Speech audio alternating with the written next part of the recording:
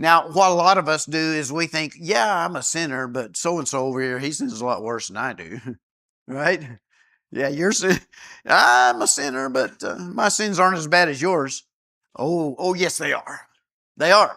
Sin is sin in that sense. Now, different sins have different consequences for sure, but all sin is rebellion against God. And so what we see in the cross, that tells us how God views that. But it also tells us how God wants to give us mercy, how God wants to give us grace, how God wants to lift us up. You know, the people who say that God just wants us to be happy, yes, God does want us to be happy, right? Not the way they say it, but he wants us to be happy by being holy. And being holy is the greatest happiness that there is available to you. But we see both things. This one event, it's like the pivot of the seesaw, and the seesaw is balanced right in the middle of it that says, yes, sin is awful. Yes, sin is corrupt. Yes, mercy and grace is also complete. So we're not losing either one of those concepts, are we? I don't really know for sure if my preaching over the long haul, if it emphasizes one or the other. I hope not, but it's easy to do, especially whenever I look at my own life and I think about the mercy and grace that's been given to me. I want to talk about that. But this one act shows both. Now, you cannot look at the cross and miss God's view of sin.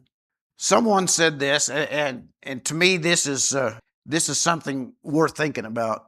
And that is, whenever I am feeling strongly tempted to sin, one of the things that I might do is to envision Isaiah's description of Jesus on the cross and to remind myself that Jesus, that happened to him because of what I'm contemplating doing, right? That happened to me, that happened to him because of me. It was my sins that put him there. It was my sins that drove the nails through his hands. It was me.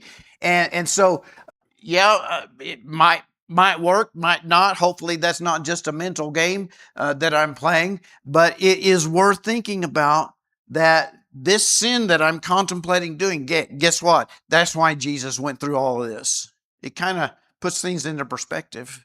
Also, when I think about the cross, it puts the great privilege that I have as a child of God into perspective. I mean, I believe I'm going to heaven when I die. I do. I believe that I'm going to be with Christ, and we're not going to get into prophecy right here, but I'm going to go be with Jesus. And when I think about the number of people that have and are living in this world that do not get that privilege, who am I? Who am I that I would be one of the ones that the Lord put his finger on and said, come to me? Who am I? I can't fathom that. Almost makes me feel guilty, but not enough to say, well, I don't want it. So the cross, it ties it all together. If you hear someone and they're like, God, he doesn't care what you do. God, he just wants you to be happy. He just wants you to be, free. Or, some people, if they are particularly caught up in certain sins, they say, well, he just made me this way. No, he did not. You can know from the cross how he truly feels. If you think, man, I am so wicked, I am so sinful. Yep, that's right. But I can also look at the cross and know what Christ says about that. He died. He went through all of that so that we could be saved. Great news. Great news. Do you like Isaiah 53? Me too.